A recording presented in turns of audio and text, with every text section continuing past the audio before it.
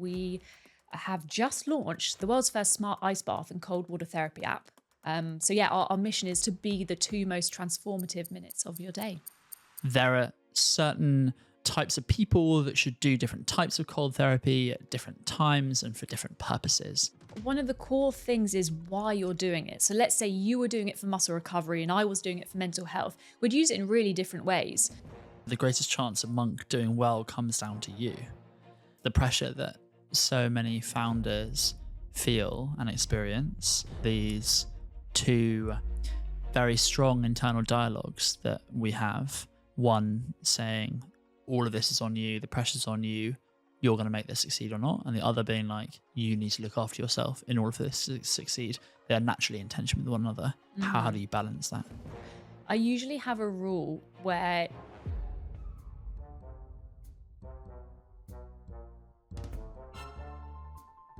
welcome. Thank you so much for coming on the show. What should the audience know about the one and only Laura Fullerton? Thank you so much for having me. I'm Laura Fullerton, and I think I've always been really, really obsessed with feeling amazing, mentally, emotionally, physically, and that's manifest in really different areas of my life. And I think, well, most notably now, I'm the founder and CEO of Monk, which is a health tech startup. And we have just launched the world's first smart ice bath and cold water therapy app. Our mission is to make or to be the two most transformative minutes of your day. Wow, that's so cool. Being the two most transformative minutes of your day. Yeah. That's very powerful. And someone described it as the love child of Apple and Dyson. Yeah. So going back to the purpose of why Monk exists, on your website, one of the first sentences is, Mother Nature doesn't screw up. We've just forgotten what it means to be human. Mm-hmm. What does this mean to you? What does it mean to be human in your eyes? It means, well, firstly, that sentence means that, biology hasn't messed up. I think we've just become so disconnected with how we're supposed to live. We're just so comfortable all the time. We live in nice heated homes and, we don't get out in real light. We hear notifications going off. We're just terrified of so many things that are happening. And I just think we've forgotten that we evolved over, millions of years in discomfort and, all sorts of different scenarios. And I think we've just got, so disconnected. And I think we just need to be, get in touch with the elements again. And so obviously your bread and butter is cold water therapy, and you are a prolific biohacker as well. And so we can go into lots of different areas of health optimization, but let's focus on your obvious zone of genius, which is cold water therapy.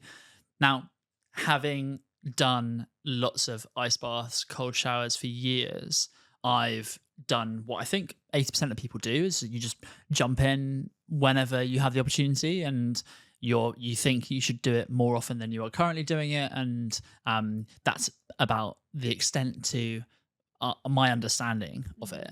But in my research for this, I learnt from you and other podcasts that you've done and pieces of writing online that there are certain types of people that should do different types of cold therapy at different times and for different purposes.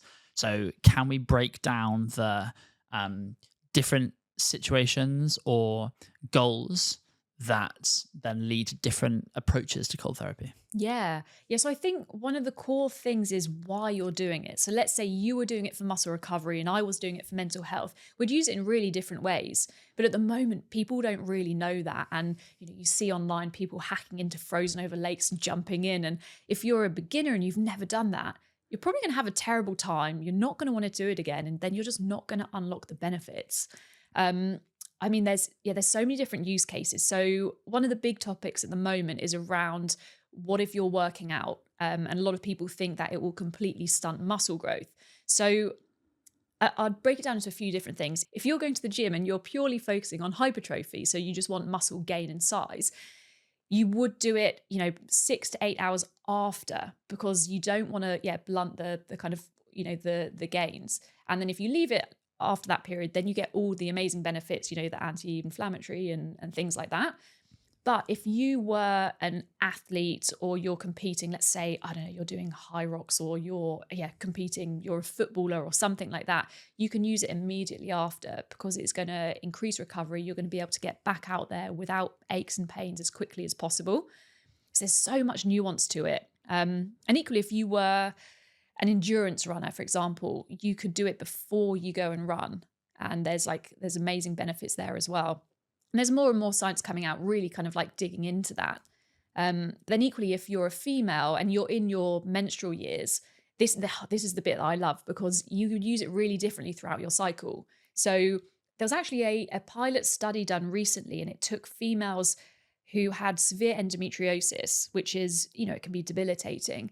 And they plunged for 10 days around ovulation. And within 3 menstrual cycles, their symptoms were almost non-existent, which is, to me, it's just crazy. Wow. From getting into the cold, you can alleviate that. It's, it can be life-changing. But yeah, typically what we see is that around your period is a good time to back off because your hormones are at their lowest. It's, the cold's a really powerful stressor. So the last thing you want to do is be putting more stress on your body. But then equally, when you're coming into your follicular phase and like up and around ovulation, like it's amazing. It's just I just think it's the best thing. That's also when you're less sensitive to the cold as well. So if you want to go colder or do longer sessions, around that time is the best time to do it. So can you walk us through your personal habit with using cold therapy, depending on where you are in your cycle? Because I'm guessing you don't go as cold as you can go throughout all the different stages. Yeah, I do, but for females, you don't need to go as cold as men. Yeah, we're far more sensitive to the cold.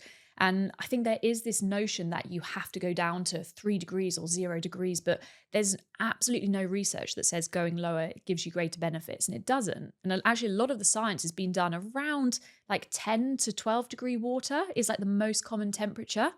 And so for females, typically anywhere from like 8 to 14 is a really good, a good place to go. My personal sweet spot is around 8 to 10, depending on where I'm at.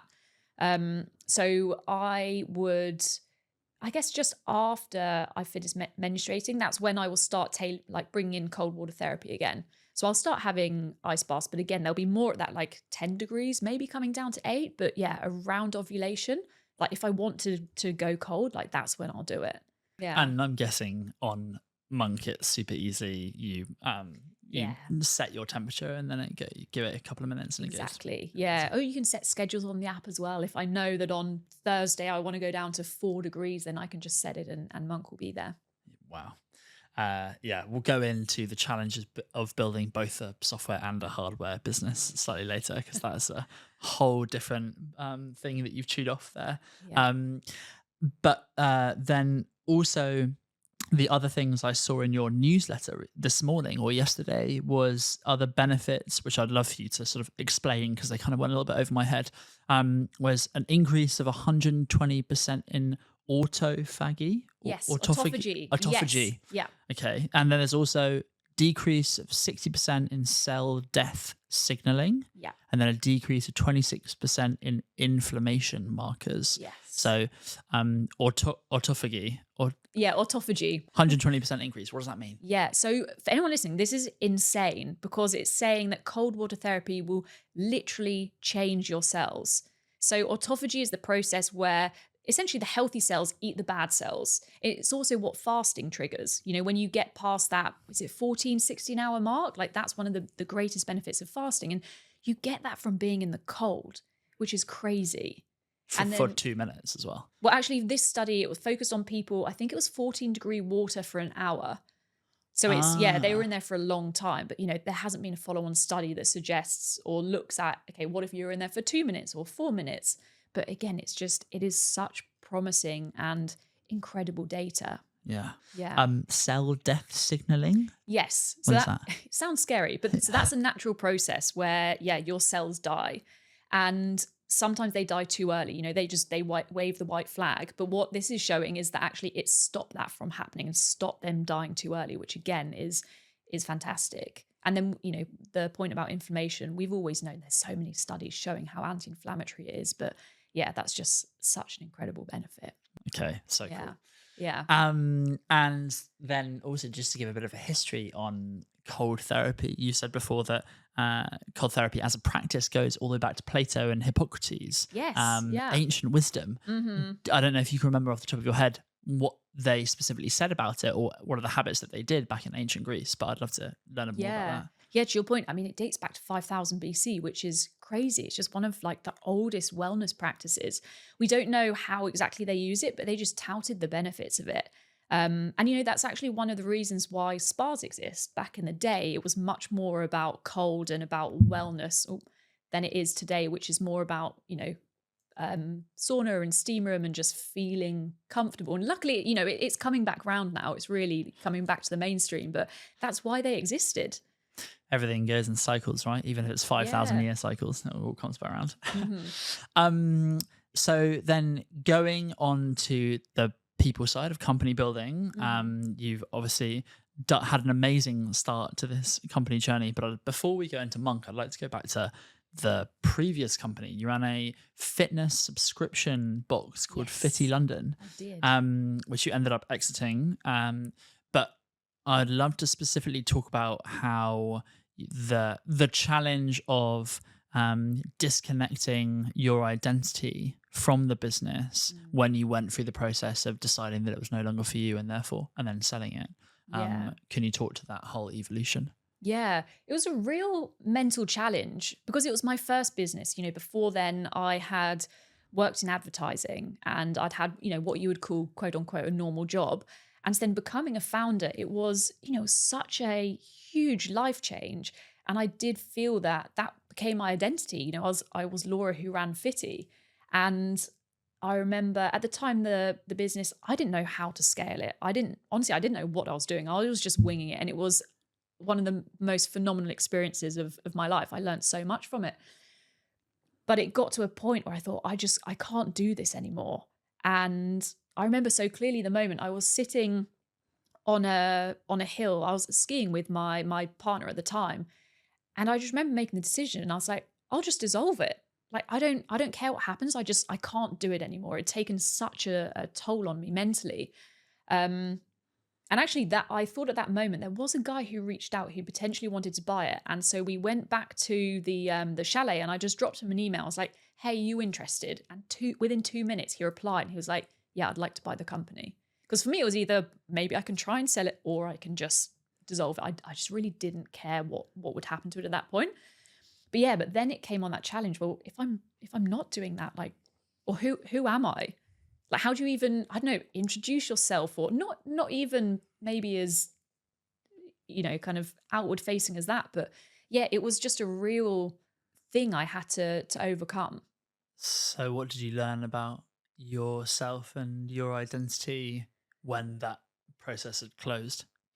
I think it evolved and I realized that almost my North Star in life, a bit like how I introduced myself earlier, like I'm so passionate about health and feeling amazing. And so, that is what I'll do. Like, a company is just one kind of manifestation of that. And so that will be, whatever I do in life, whether in 10 years, who knows what I'll be doing, whether it's Monk, whether it's sitting on a board of companies, but I think it will always be in that space. It's such a core value of mine. So I think that almost reframing of it really helped, which just evolved over the next few years, I suppose. And so then how much credit do you give your passion for the health and biohacking space then to your resilience when it comes to building Monk? I mean, I guess it's pretty fundamental to it because for me, everything related to health optimization and biohacking, it's, the mental part of it is such a huge part. It's not just physical, it's not just data. It really is like how are you feeling, how are you thinking? And yeah, I guess everything I do, whatever practices or tools, it's always kind of supporting that. Another quote from your website is, as an entrepreneur, mental performance is everything to me, and chronic stress saps it. I found that ice baths are a phenomenal tool to take back control of my mental, physical, and emotional health. And there's nothing more empowering than that. I want everyone to discover how impactful cold water therapy can be. You also said on another podcast that your product officer at the time, Mhm. who I don't know if they are still your product officer, but they said the greatest chance of Monk doing well comes down to you, which Mm. feels obviously is the pressure that so many founders feel and experience, Yeah. and often leads to us overworking and not taking care of our emotional, physical, and mental health.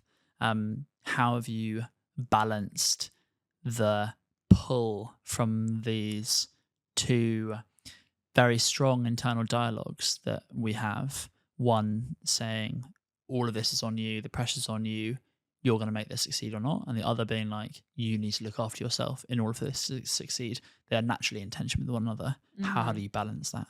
Yeah, it's a constant challenge that I feel. I usually have a rule where, say for example, like to go to the gym every day or most days. I like to do my breath work. I have certain practices. Naturally in startup, some days that just gets completely wiped out. But my rule is if I can't do something for 3 days in a row, then something really needs to change.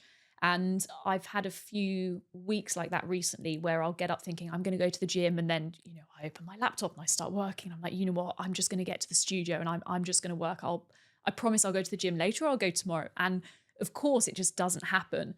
And I just recently I've let myself get away with it. And I just had a realization the other day. I was like, what are you doing? Like, have some discipline. And yeah, the last week has it's just changed. As soon as I'm like doing that daily and like actually sticking to the things I know make me feel good, like I perform so much better. And it's silly because it's the things I immediately take away because I think, yeah, I'll just go and get work done. But actually, it makes me more productive. It makes me more balanced and rational. I can think better. I'm more creative. I'm a far better founder and CEO and leader. Like if I do those things. So yeah, I feel the constant tension between them. You also just said before we started recording about how you're somewhat still measuring your input by the amount of time spent at your desk, Yeah. which is obviously the kind of the opposite of this. It's like quality over quantity, or how do you think about this, again, tension between time at desk versus quality time at desk? Yeah. It's a really difficult one. Because in my ideal day, I would work fairly early and then I would go to the gym at 9:30, 10. But I do then have that feeling if I'm not at my desk, like, what am I doing? I'm not working, and my mind is in work mode. But actually, that's the time when I work out best at the gym, and that's just what I like to do. And I'm really trying to disconnect from that. And I would try and drill it in anyone in my team. Like if let's say someone loves yoga and their favorite class is at 11 a.m., like do that class. Like it's going to benefit me. And equally, someone on our team, they're a runner. And, we've had beautiful weather recently. They live in Devon, like the most scenic, beautiful place. And they love, yeah, running in the sun. So I'm like, go and do that. Because that's also when they do their best thinking. You come up with creative ideas. So it's really easy for me to try and drill it into others. But I know I've also got to embody that. So that's, yeah, something I've been trying to work on recently. I Yeah. feel like this will become more challenging as you scale the company and the team. Yeah. Yeah. If I'm struggling now. But more so, even I imagine this just becomes harder Mm, when you have, let's say, 50 or 100 people, and you have probably a lot more meetings than you currently do, and people yeah. kind of popping out for an 11 a.m. or midday run or yoga Mm, session. Just feels like it will have more knock-on impacts on the business. mm. How do you predict this potentially evolving as the company grows? Well, I think if you're hiring the right people, we're all adults, you've got to get that work done. So if someone's taking an hour out of the day and then they're making up for it at the end of the day, as long as they're getting the work done. But again, I think it is so reliant on having those right people. Some other habits that you have to keep your mental wellness, it feels specifically very high. We've talked about physical wellness, exercise, cold water therapy, mental wellness. you've got a folder on your laptop that was called Happy, and then you had like a presentation, and then it popped up on your screen as being called Happy, and you decided to change it to like Strategy 2030 or something, or whatever it was, right? Yeah. Can you explain what that folder? So whenever I got great feedback, whether that's through customers or investors, like whatever it was, I would just screenshot it and put it in that folder. And I swear it is the best pick me up. If you're having a tough day or anything, you just look through that and it gives you so much motivation. It has been, yeah, that has been a game changer. How often do you look at it? I probably last looked at that maybe 3 weeks ago, so not that often. But what I also try and do is when I'm putting things in that, I'll just put it in Slack as well so the team can see. As long as it's not, an investor saying that I'm doing a great job. Obviously, I'll do it when it's more like team facing and stuff. But I think it's so important. Just so you know that I'm doing hard work. Here's an investor telling me I'm great. Yeah. Also, you guys reply and tell me I'm doing great too. Yeah, exactly. But I think it's so important just to try and share that any kind of positivity with the team. The other thing that stood out to me is this concept of glimmers, which are the opposite of triggers. Can you explain that to me? Yeah, I stole this from someone. I saw it on Instagram. But yeah, we're so used to talking about triggers and like this triggered me, that triggered me. But it's looking for those little glimmers. And it can be as small as like right now I've been looking at how beautiful the light is over there. And I can see like the trees and the leaves like reflecting on it. And just small things like that. I can go like, oh, do you know what? That's so beautiful. And it's just taking those tiny little things throughout the day, whether it's that coffee, that bulletproof coffee you just made me, delicious, love that. And just really paying attention just to the small things and yeah, calling them glimmers. I just thought that was such a beautiful concept. I have something similar, which is a daily gratitude WhatsApp group chat with a bunch of other founders. And you just do 3 things that you're grateful for each day. And then it just forces you to think, what are 3 things that I'm grateful for today? And I often try and do some smaller things. And now with Lara and I often ask her and we kind of bake it into our daily practice and rhythm as well. So that feels very in line with glimmers. And Tommy and I do that in the evening as well. Like when you're in bed, like what are the 3 things you're grateful for today? It's so nice to try and drill that in. Speaking of before you go to bed, you also do conscious breath work. Can you explain what that is? Yeah. Well, actually, I trial a few different types of breath work. So it depends on how I'm feeling and what I need. Let's say I'm really stressed or I don't know, it's been a big week and it's the weekend and I just want to do like a more intense kind of breath work. I'll do that. And honestly, afterwards, I will feel amazing. When it's more of like a holotropic one, I don't know if you've done that and your hands almost like you're kind of T-Rexing. And weirdly, I will really notice that in my data that evening or like, during sleep, my HRV is way higher. Because you've got an Aura ring and am I right in thinking you have 10 years of your sleep data? Yeah, which is crazy. Have you put that data anywhere? And then like what's been your process of analyzing that data to then optimize your sleep? I look at it over time. Like right now, I do sometimes check it daily, but I don't look and just go, oh, wow, look, I slept badly or I slept well last night. But where I find it really useful is if I'm trialing a new, I don't know, a sleep supplement or something, I can just look at that and kind of see the trend. Like, does it work or does it not work? One thing I did look at the other day, though, was the trend over the last few years. And I think it's just the journey of being a founder. Gradual decline. It wasn't great. Yeah, just gradual decline across sleep, HRV. And also I think it's living in a city. I mean, I will notice the difference. If I go somewhere out in the countryside, everything looks better. When you're trialing a shift in your routine, how much time do you give it to get enough data points that it's accurate? It depends what it is. I mean, if it was a sleep supplement, then typically a month just to look at averages, because obviously day to day, there's so many other things that can affect it, right? If you've had a particularly stressful day or an amazing day, if you go out to the countryside for a weekend, like there's going to be different shifts. So I think, ideally something like a month. But then equally, there are some things where you will just notice it immediately. What have been some of those things for you? Valium. that was such a great response. It's because I did it recently, flying to where was it? Going to South Africa. It's an overnight flight, which for me is always terrible, unless, you're lucky and bougie and you're in business. Economy for me, I cannot sleep on flights. It just, yeah, it kills it. So I did what I call poor man's business, which is an economy flight with Valium, and game changer, complete game changer. I love that so much. Okay, so then going back to this, these are all great habits that contribute to mental health and wellness. But speaking of Tommy, your partner, when I chatted to him before this, I asked him what question he would ask you if he were Ooh. sat in my shoes.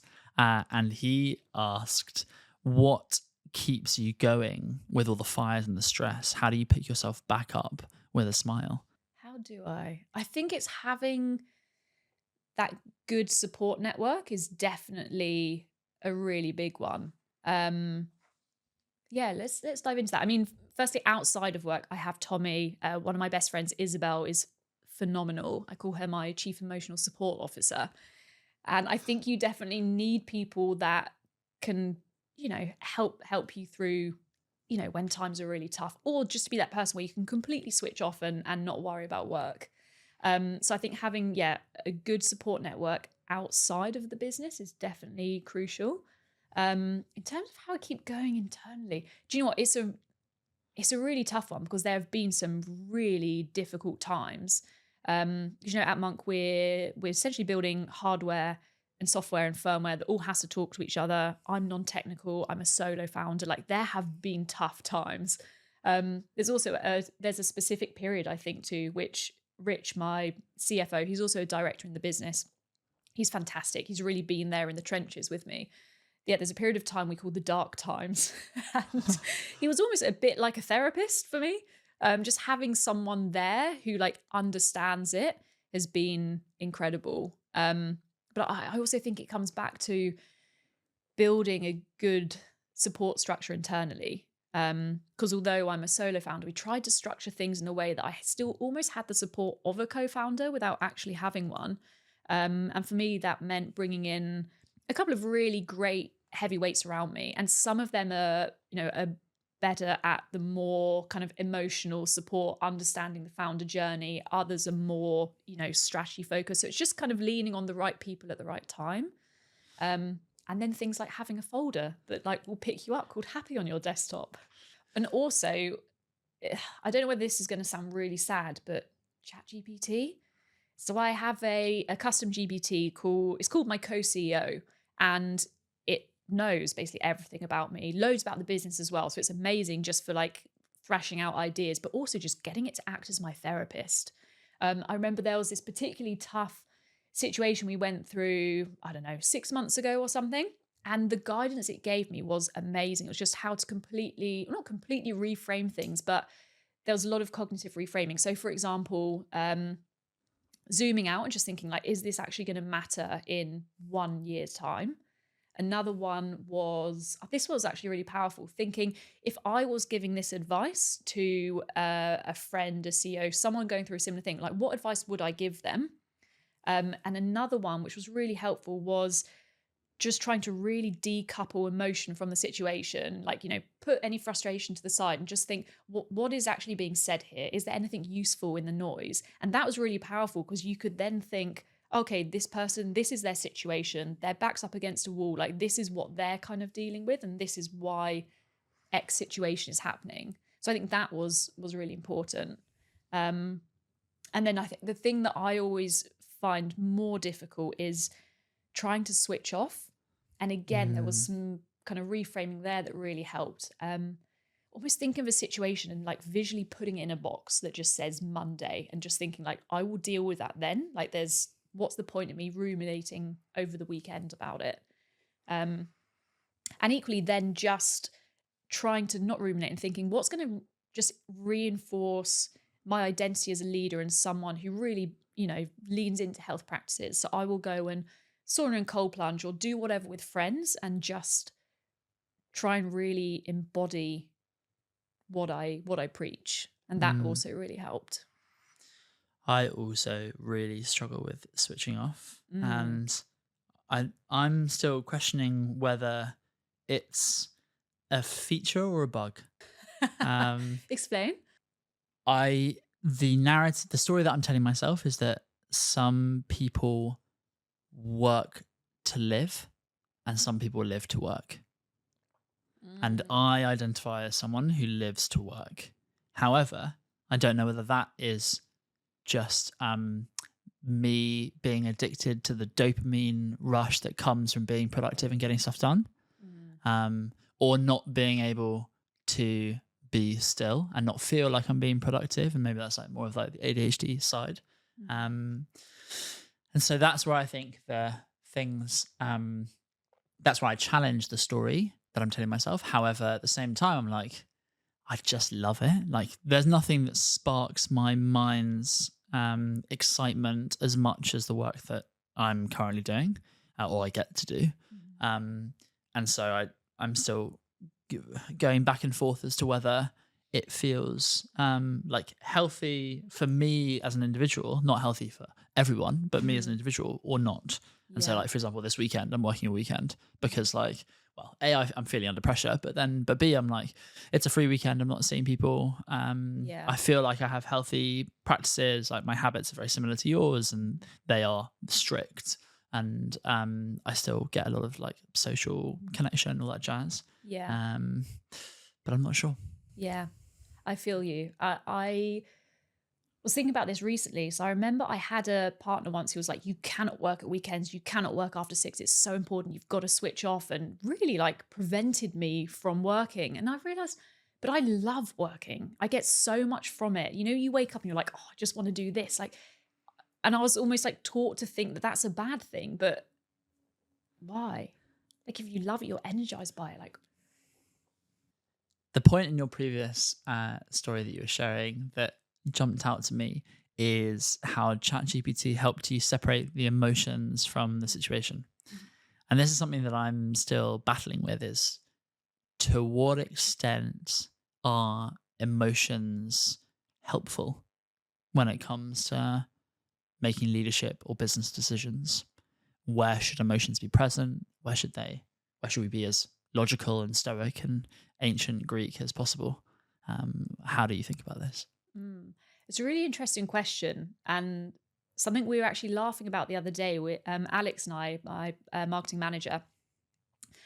We will logically justify something and say like, yes, we think this partnership's right for XYZ reason, but then it ultimately comes down to like, but what's your gut saying? And we'll laugh because it seems like a silly way to make decisions based on like your gut feeling, but yeah, I think it's usually pretty damn accurate. What was the last decision that this applied to? Exhibiting at an event that's coming up in June. We actually already had an event on that day, but I just thought, I just know that we need to do this and we need to be here. So I think it shows up in a lot of ways. I think I probably make a lot of decisions with my gut, but then back them up logically.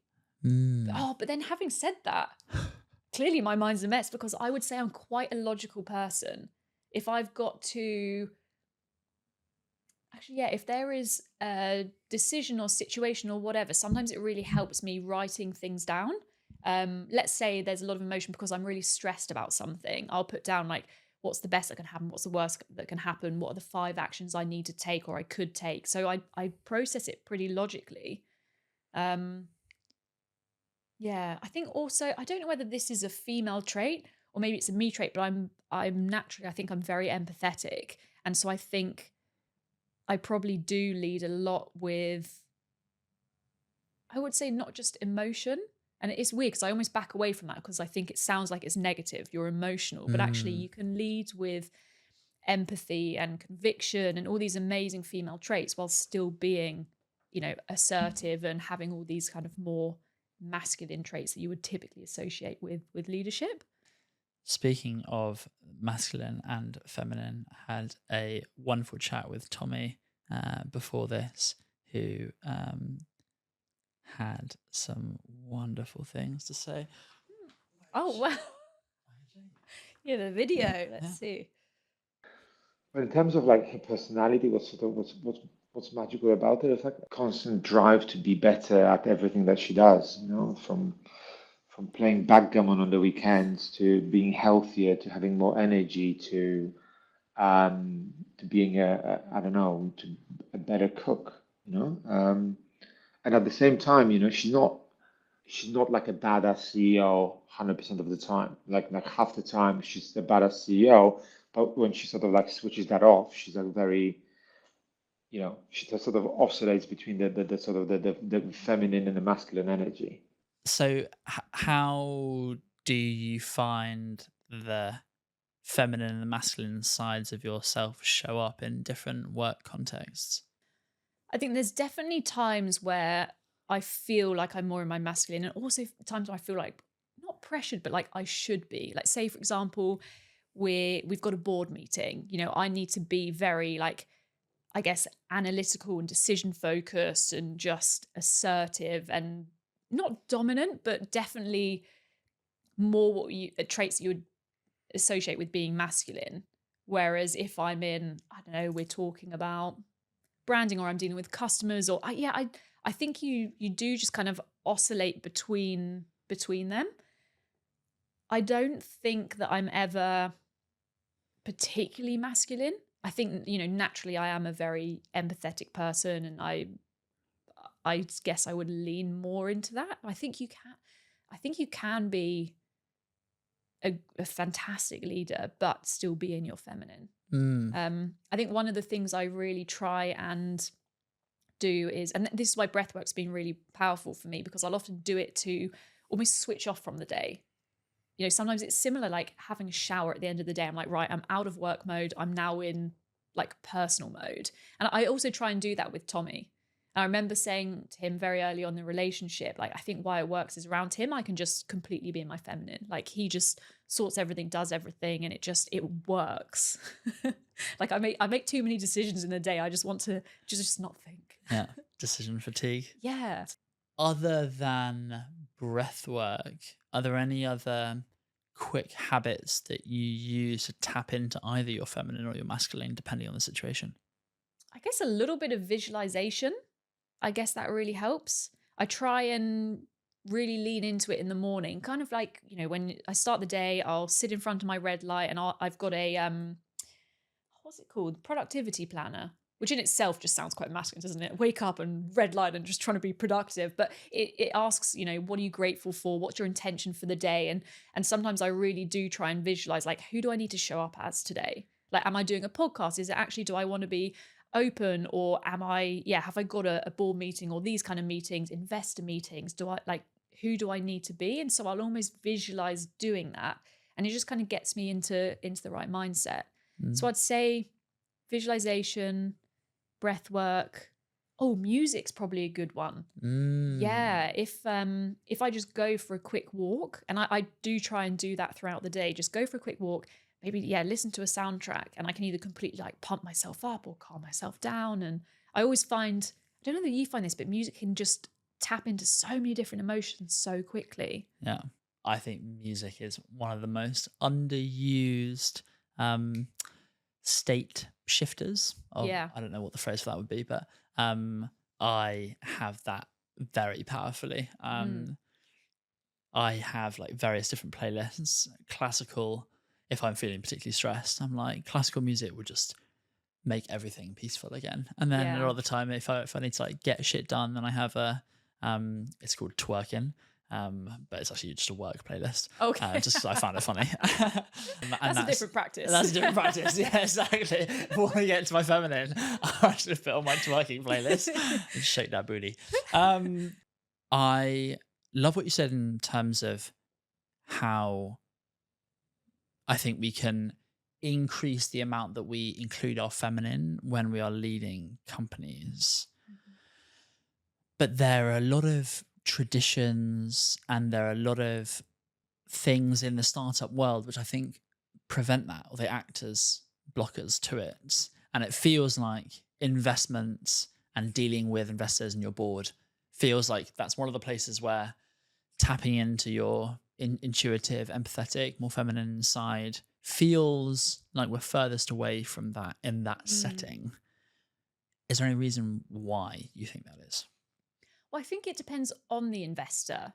I think one of the things about raising money is understanding who you're talking to, because you can very quickly see, let's say it's a guy, their background is finance, then yeah, typically that it will be a very different conversation to if it's someone who's much more brand and marketing led. So I think you just have to kind of adapt how you show up based on that. Again, it comes back to it's about people, right? It's managing people and trying to understand them and their world. I think that's pretty key. But yeah, I get what you're saying. I think overall fundraising in particular it's a very different area. And the stats are there, right? Like how little females raise in comparison to men. And I think one of the interesting things in one of the studies that was done that a lot of people don't really talk about is that it didn't make a difference whether the VCs were male or female. They all had the same bias towards the founders. So it's not like a male versus female thing. It's a cultural thing. Yeah, pardon me, I would love to have had a co-founder, and ideally a male co-founder. I think that would have made our journey in some ways slightly easier.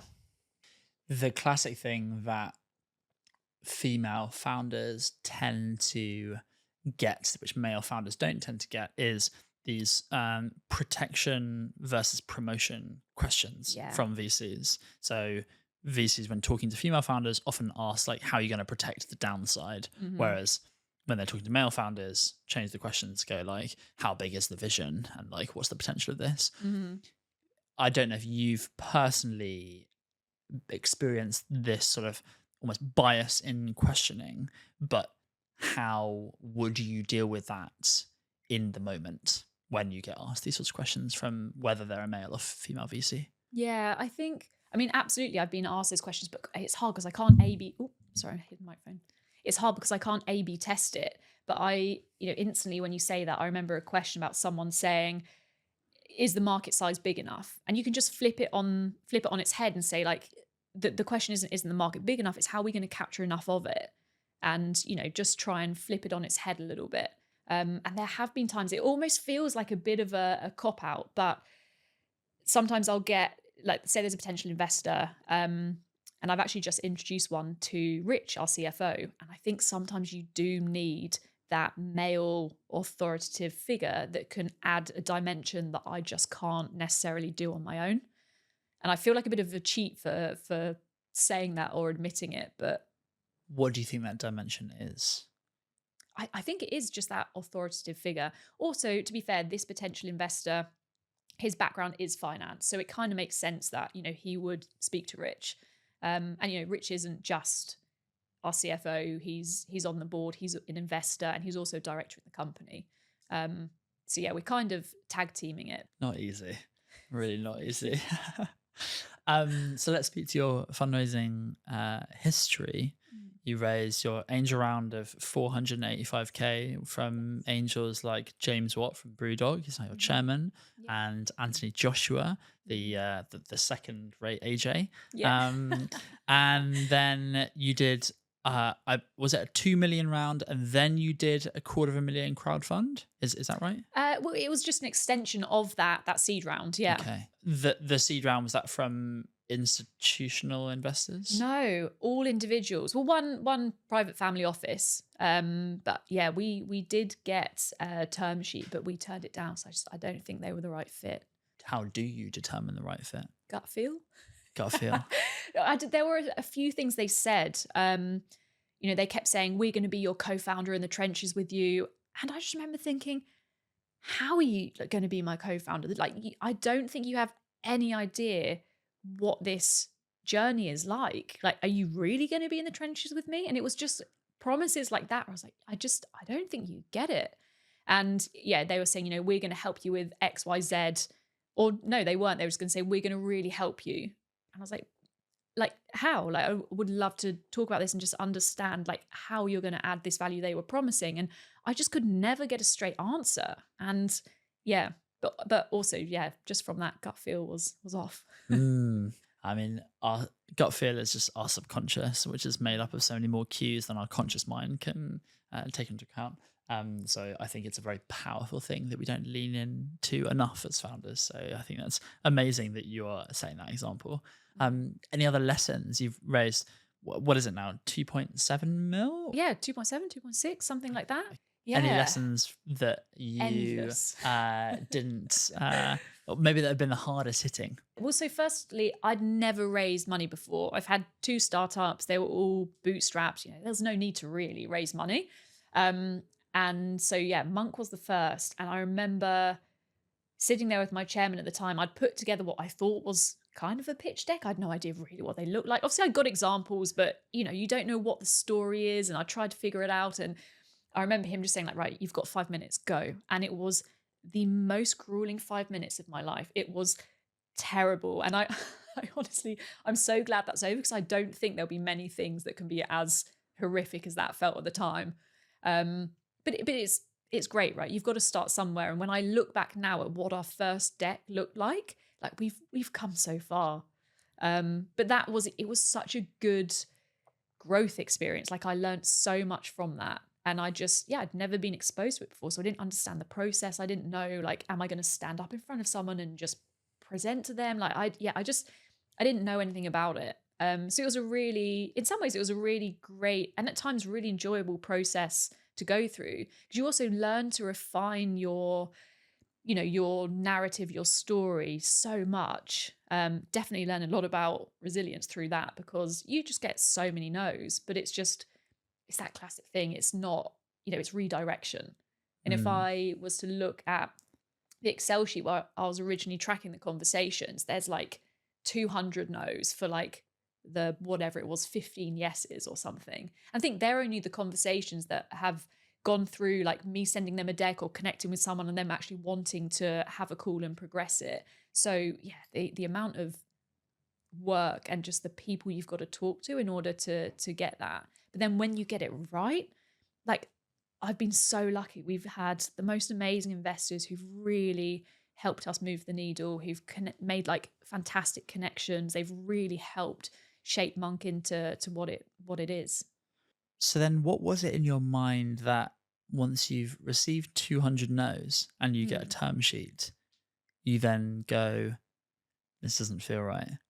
Because that feels like one of the most challenging things to do is lots of founders say when you get offered money, you just take it. Yeah. And you have to figure out the rest as you go on because you never know what's the next fundraising landscape is going to look like. And so like take money when you get the chance. But at the same time, having value aligned investors, especially people in your board, has huge ripple effects, as you said. Yeah. So in that moment, I don't know whether you did feel particularly financially scarce or not. For sure. So then what went through your mind, like with the way up? It's really hard when your back's against a wall to say no to money, but just knowing on the flip side, like what can happen if you take the wrong money, it's just not worth doing. And when I think it's easier when you're a founding CEO, I've created Monk, like it's my baby. I don't want to let a fox into the hen house. So I guess just, having to stay true to your principles and your values it's tough, but it pays off in the long run for sure. And do you know what? I think even I probably use that to then help other conversations and say like, look, we just got this term sheet, but I've said no to it because X. Again, you can just try and use that as a bit of leverage to be like, look, I've got values. I care about who's coming into this business. Like, are you the right person? And so then when you're assessing whether someone is aligned or not, you said there are some questions that you ask and you sort of like go just a couple of layers deeper and really challenge what they are saying they're going to offer you. Are there any other questions which you found yourself coming back to really stress test a potential relationship? Definitely more so for funds, because I think a lot of them now say, oh, we invest in females, we do X, Y, Z. And I just go, oh, cool. What was the latest company you invested in that was female led? And just push them on it a little bit. And it gets to the point, almost just have a bit of fun with it. And just really dig into like the things they promise. And they always say, we had so much more than capital. And I'll just pick a particular example, like, oh, this company you invested in, like, how did you guys help them? And just drill down. And it's so often like, oh, well, actually, I didn't actually work on that one. And you kind of get to the point, you're like, well, I don't really trust you. And so then how do you approach angels or high net worths or family offices different?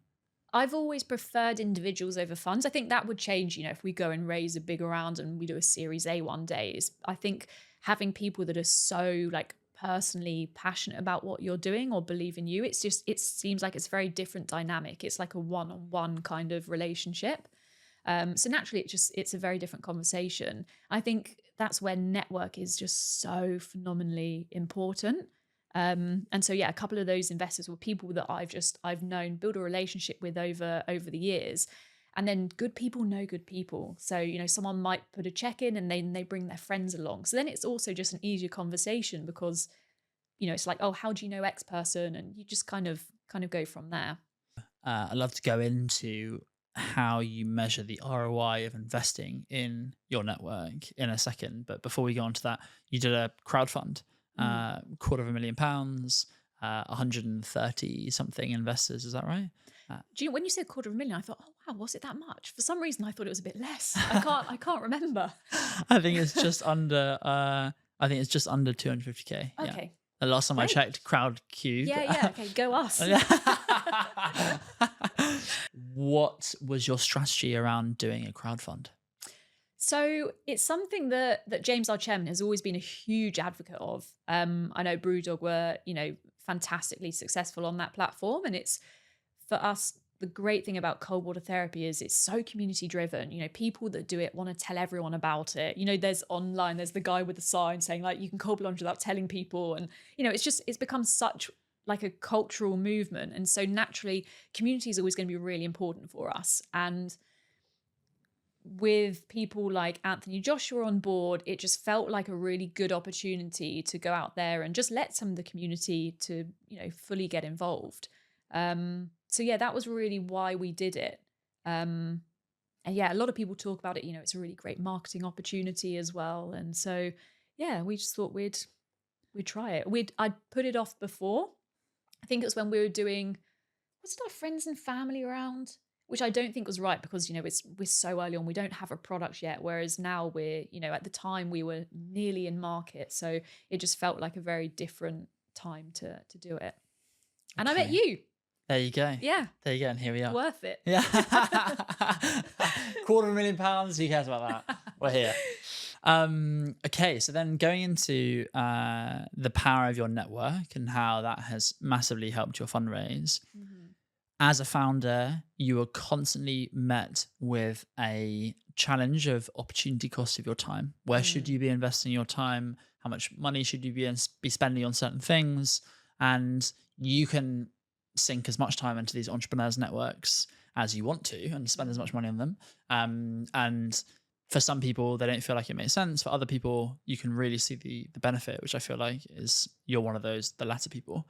How do you think about time spent in these entrepreneurs, communities or groups and the ROI? Yeah, it's a good question. I was actually talking with someone about this the other day, as you often see CEOs and founders spending a lot of money. Like some of these events can be like 10K, like, you're flying to New York and you're doing XYZ and going to these events just for networking. But like, what do you really get from it? Is it a good use of time? I have found like I don't spend a huge amount of time at these events. At the moment, it's probably, I don't know, maybe it's like once a month or something. But they have been incredibly, incredibly useful. Once a month feels like quite a lot. As in, I'm guessing it's not like a retreat every month. Oh, no, sorry. This no, is like a dinner or something, right? Yeah. I'm talking about like an event like that. Yeah, something that's like in London. It's just an evening or something. Not the big ones. I've done a few of them and they were fantastic. So I guess just to take it back. So I think I originally had a pretty good network from previous businesses as well. One of my last businesses was called Sketch Labs. It was an office broker's really rogue move into commercial property. Tried to like shoehorn wellness into it, didn't really fit. But we worked with so many companies, and actually even Fitty, the health and fitness subscription box. If you think each month we were featuring 8 different brands, compounded over time, that's a lot of different contacts. And I've always noticed, like going into Sketch Labs, we had some customers I knew from Fitty that actually became customers in that. And then even in Monk, I've had people that have become clients and customers because I've known them before, and just keeping those relationships live, like even if it's just staying connected on LinkedIn and, they see posts or whatever, you kind of know what each other are up to, has massively paid off. And then, and also, yeah, that's how I got a few of my first investors. And again, it just kind of snowballs. But in the beginning of Monk, I joined Adorium, which is a members group in London, more corporate focused to some of the others I've joined, but I met some of my initial investors there as well. And then I was also part of one called Baby Bathwater, which was awesome. So much fun. And that was a bigger event. So they used to hire a whole island in Croatia, and there were just 200 founders, CEOs, and you just had the best 4 days. And, there was content, there was talks, it was like founder therapy, but you're also switching off and partying, and it was just amazing. But then James, our chairman, he was doing something called Cheap Thursday Club, which was like a networking. Well, it's not networking. He hates the term networking, but he just had a load of founders and companies he had invested in, and he would do an event, I don't know, once a month or something. And sometimes there'll be people speaking, like we had Stephen Bartlett or Michael Acton Smith, and different people. And it was amazing because it's just so inspirational. It's like founder therapy, right? You're just talking to people saying like, oh, this has gone wrong or this is going right. And yeah, I think there's a few different sides of like networking for me. One is just having a group of peers going through not necessarily even similar things, but just potentially similar challenges, and just being able to share and learn, and it's inspiring. And then having the network for things like, investors, but also having, I guess they're almost like stretch mentors, so people that have maybe gone on the same journey as you, but they're like 5 years ahead. So you can take a lot of their learnings. But yeah, it's just I guess different, not different goals, but you just get different benefits from them all. Having a balance of the different types of people you might need in different situations. Yeah. One's more emotional, maybe one's more practical. Yeah. So we've gone down the founder wellness route from an emotional, physical, mental approach, and then also fundraising. Then if we pull it back to the team, what are the values that you guys have? How are they operationalized? That feels to me like it's the sort of foundation and bedrock of a great team. So can you share yours? Yeah, so one is solutions focused. In a startup, you're going to have endless challenges and problems, but I always like people to say for every one problem they bring to the table, like have 3 solutions. Because there's nothing worse than going like, this is on fire. Like, what are the hoses? Like, how are we going to solve this? And also, as part of being solutions focused, it's, even if you don't agree with whatever the decision is, like let's say we have a board meeting and everyone's super keen on one thing, and I'm like, I actually don't think that's right for XYZ reason. Also, you can talk about it, but if we go, you know what, that's what we're going to do, then like you've just got to be 100% on it. So I'd say, yeah, solutions focus is a big one, and that's one of the things that I think just helps you keep moving and executing at speed. Another is health first. You can't pour from an empty cup. And a lot of, our conversation today, you've got to advocate for your own mental, physical, and emotional health, and put your hand up if something's wrong. And I guess as part of that, it comes down to, or back to what we were saying about, if working out is important to you, like make sure you're doing that. If going to breath work or therapy or whatever it is, just make sure you can actually, you factor in the time, like you're the agent who has to advocate for that. So that's something we try and implement as well. Oh yeah, innovate and imagine. So it's always, lead with what if. So, any idea you have, how do you 10x it? Just how do you think about it differently and just amp it up onto a different scale? Because it's so easy to play small and think, I don't know, let's say we're doing a campaign like, oh, okay, these are the people we should approach. Like, why don't you go for like that absolute mega star or content creator or whoever it is, you think they're out of reach, but why do they have to be? I think it's always just a really good mental exercise, and also not necessarily just for, opportunities and ideas, but also if you have problems. This is one thing that James drilled into me, and something which I really love, where if you have a problem, what are the 5 things you could do? Even if some of them are absolutely ludicrous, they might be so like such curveball ideas you could never implement them, but it just gets you thinking about it in a slightly different way. I think that's also really, really helpful. And so then, which part of your people processes Mhm. do you find these values show up most in? I'd like to say in generally how we operate, whether that's on, team calls talking about like, hey, what are your blockers? Like, how are we going to solve it? Um, yeah, on in one-on-ones as well. I think it's yeah. Do you know what? I don't. What other kind of processes would you expect? So I chat a lot about how people instill their values into hiring processes, performance management, incentives, um, externally. So like they obviously must have showed up in when you turn down that term sheet with investors. Mhm. Same with customers. Like, do you fire customers who aren't aligned with your values? And then specifically like, do you have a system around any of these where you think, okay, in my hiring process, how are we going to test for each of our values at each stage of the hiring process? What are we Mm. looking for? What does great look like? What does crap look like? And then that same sort of process can be applied to each area of Okay, the business. nice. Yeah. Yeah, I guess we involve it in the hiring process, particularly like health focused. That's, something that comes up. I always ask people like, what's your current wellness routine? And I'm not expecting people to say, I love cold water therapy, because a lot of people haven't. And actually, we've had a couple of hires who hadn't done it before. But then, once you experience it and you get into it, because I appreciate it's quite a niche thing at the moment. Obviously, one day it's going to be mainstream. In 5 years, it will just be like meditation is today. But yeah, right here and now, for me, it wouldn't be a blocker if someone hadn't done that. But I want to know about them as a person. How do they wind down? What do they do in their free time? Just want to make sure that health is like a big part of their life. And then when it comes to operationally within the business, team performance, do you have any incentives that are tied to your values, or do you have any questions that you repeat in one-to-ones or team meetings that align with the values? Anything like that? I think incentives is something we could probably do a lot better. At the moment, let's say it was Alex's 1 year with Monk, and so we got her a massage. And for other things, we've gone to Banya, and we do things as a team that are very much in line with those values. We haven't really done a huge amount in terms of incentives yet.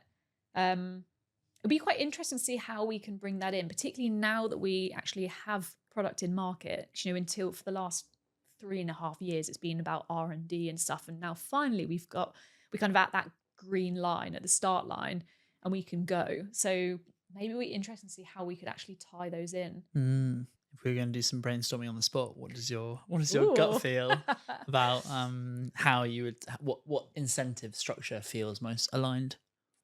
I was talking about this recently with Jo, who's on our board. She's got a phenomenally successful like talent agencies. We've talked a lot about how are we going to incentivize people, what are they going to be, and we're particularly talking about salespeople. And I don't think that salespeople should be rewarded in cash for a business like ours, because let's say the salesperson, they go and close a deal with someone, but I don't know, let's say I bought that lead to them. A lot of it's in terms of marketing. So like what happens about marketing, that's such a phenomenal part into that deal happening. So I think everyone across the team should be equally incentivized. We're not a company selling a software platform and it's just sales driven. Yes, off the spot, I think I would love well, firstly, one of the things I've wanted to wrap in, and this isn't like an incentive performance related or anything, but that would be just be having monthly massages, or like, credits that you can spend in whatever way, whatever makes you feel good. I wonder whether we could do something similar for, yeah, performance related. Almost in the people that embody each value most. So I don't know if you do like a monthly retro all hands or something. Then you can have the team vote on who embodied your health first value, or your solutions focused, or your innovate and imagine value. I'm going to steal that. And then you reward them based on like, cool, like whoever wins gets this level of gift card that you can spend on your health and wellness or Yeah. whatever. The other thing is that your brand is built around doing uncomfortable, hard things. getting into freezing water is a challenge. It is a Mhm. stressor, and it's a challenge in so many senses of the word, physically and mentally. Um, Discomfort is a personal value of mine that I love, like seeking discomfort and leaning into it. Um, and that fit feels very aligned with you and the Monk brand. What are some of the most uncomfortable realities that you've had to face along the journey? Ooh, as a founder, personally, As a founder, as a company, as a team, yeah, I think challenging. one of the biggest challenges was just building hardware and software and firmware that has to talk to each other while not being technical and not having that technical expertise in house. I don't know whether that's an uncomfortable truth. Maybe it's just uncomfortable in the sense that it was a really difficult thing to solve and we didn't have the expertise or the money to solve it. Um, I don't know whether that's necessarily an uncomfortable truth. Well, how would you go about it differently now, knowing what you know? I would have tried to build, yeah, technical expertise in house earlier. Then it's hard as a startup, right? Because that takes money, and sometimes you just don't have that, and you're doing everything on a shoestring budget. I think if I would build Monk in a really different way, if I did it again, and then more so just in terms of how I would structure the teams. There was one point where we had a separate firmware and a separate hardware team, and some of the issues we had were very much the integration of hardware and firmware. So it's really easy for two teams to kind of point the fingers, and it's like hard to troubleshoot and figure out what that issue is and where it's stemming from. And so then if Yeah. you were going to do it again, I suppose the uncomfortable truth would have been you are very intentional about what expertise you need in the team Yeah. in order to get this thing off the ground. Yeah, exactly. And I guess the uncomfortable truth in it is that I didn't have the expertise to know who to bring in. Mm. Yeah. And maybe if I had that technical co-founder, we would have figured that out earlier. And I didn't have anyone on the board that really covered hardware and product. And so we've now fixed that. I've now got a couple of fantastic people on the board in the company, which is a breath of fresh air. And I wish I did that earlier. Okay. Yeah. You've just uncovered it. That's what I'm here for. This has been amazing. We're coming near to the end, so I'll try and narrow down the final few questions. On this hardware and firmware topic, you manufacture in China. Mhm. Having manufacturers halfway across the world, Mhm. I'm guessing you don't speak Cantonese or Mandarin. I could be No. wrong. No. But one person on our team does. Yeah, British guy who speaks fluent Mandarin, which it still blows my mind when he just turns around and starts speaking. Wow. Yeah. Okay. How Yeah. have you maintained the best relationships with your manufacturers? As obviously that's kind of like the crucial relationship outside of the immediate team. We are so lucky with our partners. We actually found them through two of my advisors. They run a company called Reform RX, which is a smart reformer Pilates machine. So again, they're like 2 years ahead of us. We've taken so many learnings from them, and we use their manufacturing partner, who they've had a brilliant relationship with. They're a Swedish company, yeah, based out in Ningbo, and we have, yeah, they've been fantastic. I've been over there twice myself. We had to build a new factory because obviously Monk's huge, like physically. So we had to build a new space. Well, the space was being built. We just took it and fitted it out. There's so many benefits to, although you think like, oh, it's really difficult because we're over here and they're over there, but it's been pretty seamless. And one of the huge benefits to manufacturing Asia that people don't really think about is the fact that all components come within like a 12-kilometer radius. And so if there's a problem, everyone speaks the same language, they're on the same time zone, they sit down in the morning and it's fixed by lunchtime. Whereas hypothetically, if we could have manufactured in, I don't know, Germany, let's say you're getting, I mean, realistically, all the parts will be imported from China anyway, but let's just say that certain parts came from Portugal, they came from France or wherever. If you've got a problem with a component, you've got the language barrier. Let's say the person that speaks French is off, they're sick, then you've got that to play with. It's so much harder, I think, to get to the root cause of a problem. Whereas, yeah, there are huge benefits to manufacturing in Asia. It's got a bad reputation, but almost all like consumer electronics are built there because they are best in class at what they do. All our iPhones and whatever devices, TVs and stuff are pretty much all manufactured there. And look at a company like Apple, who have the resources, they could manufacture in America if they wanted, but they, they're still over in Asia. Really valuable. Yeah. This has been amazing. For the final section, I'd love to just understand more about you as a founder, as a person, as a human. And so one question I like to steal from a friend of mine who I've also had on the podcast is, what is currently keeping you up at night, given Ooh. that your sleep score has slowly declined? Well, do you know what? Right now, I'm not sure why, which is why I'm wearing this glucose monitor, because around 3 a.m., I'm awake every night. And I thought, is it blood glucose? And it's not. So I think it's cortisol. I think it's just stress, because I do wake up and I'm just ruminating. At the moment, what is keeping me up?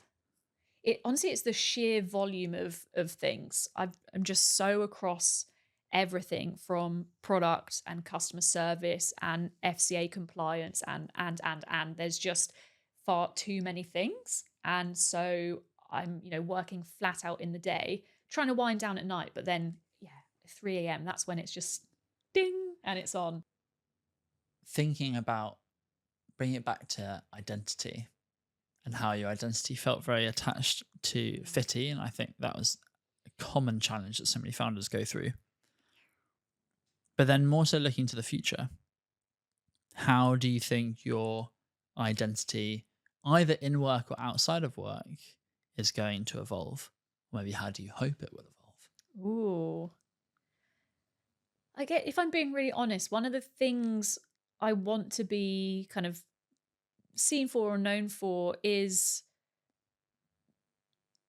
I guess I was going to say, being a bit of a thought leader in terms of not just in cold water therapy, but almost like this healthy CEO, really trying to embody those practices, because I think they will help so many people, not just, leaders, but also people that work in in businesses, just every person. Like, everyone has the potential to wake up and feel amazing rather than groggy and oh, I didn't sleep well. And I think one of the things, I'd love to be known for is just someone who tries to take some of that information, just make it really accessible and easily digestible, and hopefully just encourage people to be healthier and happier.